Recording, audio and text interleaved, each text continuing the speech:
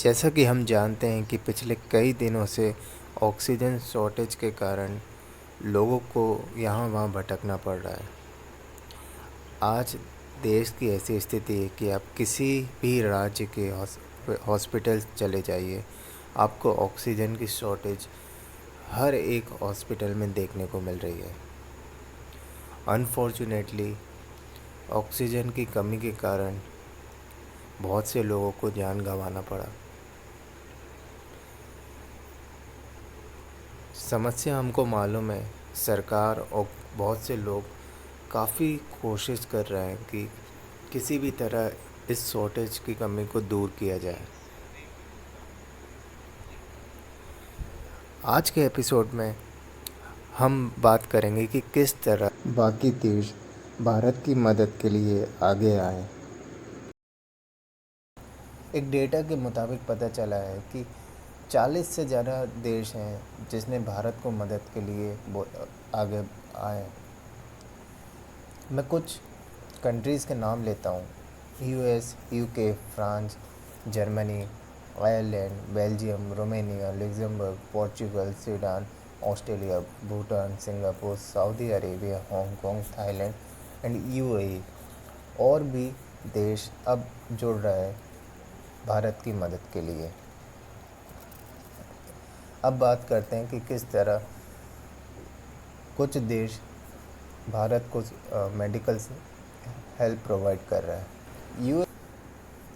US की बात करें तो यूएस इमरजेंसी केस में 10 मिलियन डोजेस जो एस्ट्राजेनेका के उसको रिलीज़ कर सकता है अगर उसको अप्रूवल मिल जाए। इसके अलावा अभी उनके प्रोडक्शन में 50 मिलियन डोजेस रेडी हो रहे हैं और अगले 1-2 महीने में 60 मिलियन डोजेस है एस्ट्राजेनेका के जिसका प्रोडक्शन चल रहा है। और यूएस अपनी कंट्री के बाहर वो 60 मिलियन डोजेस इमरजेंसी केस में सप्लाई कर सकता है। हाल ही में जो रॉ मटेरियल्स में बैन लगा था उसको भी जो बाइडेन, जो अमेरिका के प्रेसिडेंट है, उन्होंने बैन हटा दिया है। तो काफ़ी मदद मिल सकती है यूएस के द्वारा और आने वाले टाइम में वैक्सीन, वेंटिलेटर्स और ऑक्सीजन सप्लाई यूएस अपनी तरफ से करेगा। इसमें बहुत बड़ा योगदान है अजीत डोभाल जी का, जिन्होंने लास्ट वीक जो रॉ मटेरियल में बैन था उसको हटवाने में उनका सबसे बड़ा हाथ बताया जा रहा है। आगे कुछ कंट्री हैं जैसे कि यूके की बात करें तो यूके ने अभी तक 100 वेंटिलेटर और 95 ऑक्सीजन कंसंट्रेटर सप्लाई कर चुका है जो 27 अप्रैल को आ चुके हैं। इसके अलावा वो 150 वेंटिलेटर्स प्रोवाइड करना था जिसमें से 100 वेंटिलेटर्स आ चुके हैं। फ्रांस की बात करें तो फ्रांस भी 2 फेज़ में भारत की मदद कर रहेगा।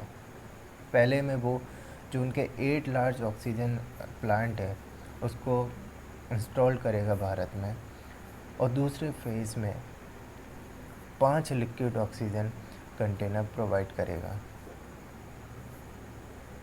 जर्मनी की बात करें तो जर्मनी 3 महीने में अपना ऑक्सीजन प्लांट सप्लाई करेगा 120 वेंटिलेटर्स। अभी बात चल रही कि वो जल्द ही 120 वेंटिलेटर्स की सप्लाई पूरी कर देगा। बेल्जियम भी अपनी तरफ से 9000 रेमडेसिविर के डोजेस इंडिया को सप्लाई करेगा। रोमानिया की बात करें तो 80 ऑक्सीजन कंसंट्रेशन और 75 ऑक्सीजन सिलेंडर रोमानिया इंडिया को सप्लाई करेगा। जैसा कि आप देख रहे हैं कि ये छोटी छोटी कंट्री हैं जो कि भारत की मदद के लिए आ गया है। उम्मीद है कि जिस दौर से भारत गुज़र रहा है, जिस कठिनाइयों से लोग गुज़र रहे हैं, वो बहुत जल्दी दूर होगी। लग्जमबर्ग भी अपनी तरफ से 58 वेंटिलेटर सप्लाई करेगा। पोर्चुगल 5,503 रेमडेसिविर और 20,000 litres of oxygen per week supply करेगा। स्वीडन भी अपनी तरफ से 120 वेंटिलेटर्स भारत को भेजेगा। ऑस्ट्रेलिया के प्राइम मिनिस्टर स्कॉट मॉरिसन ने अनाउंस किया था कि वो 500 वेंटिलेटर्स और 1 मिलियन मास्क भारत को सप्लाई करेंगे, जिसमें 5 लाख N95 के रहेंगे और 5 लाख P2 मास्क रहेंगे। 1 लाख गॉगल्स सप्लाई करेगा, 1 लाख ग्लव्स सप्लाई करेगा और 20,000 फेस शील्ड भारत को सप्लाई करेगा। दोस्तों, भूटान भी अपनी तरफ से असम में प्लांट लगाएगा और अपनी तरफ से 40 मेट्रिक टन ऑक्सीजन सप्लाई करेगा। रशिया भी मेडिकल सप्लाई करेगा, जिसमें से आपके ऑक्सीजन होंगे, वेंटिलेटर्स होंगे और ऑक्सीजन ट्रक जो लार्ज कंटेनर होते हैं वो सप्लाई करेगा, ताकि ट्रांसपोर्ट में प्रॉब्लम ना हो, उसकी कैपेसिटी ज़्यादा रहेगी। सिंगापुर भी अपनी तरफ से 500 बाईपैप्स, 250 oxygen concentrators, 4 cryogenic oxygen container और other medical supplies, medical help अपनी तरफ से भारत को सप्लाई करेगा।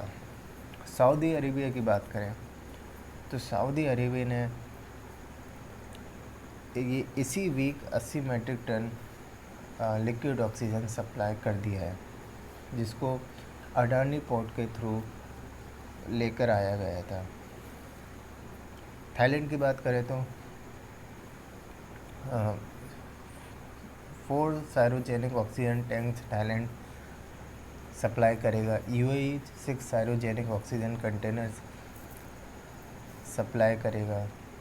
जर्मनी भी 23 mobile oxygen plant setup supply करेगा through arm force medical service.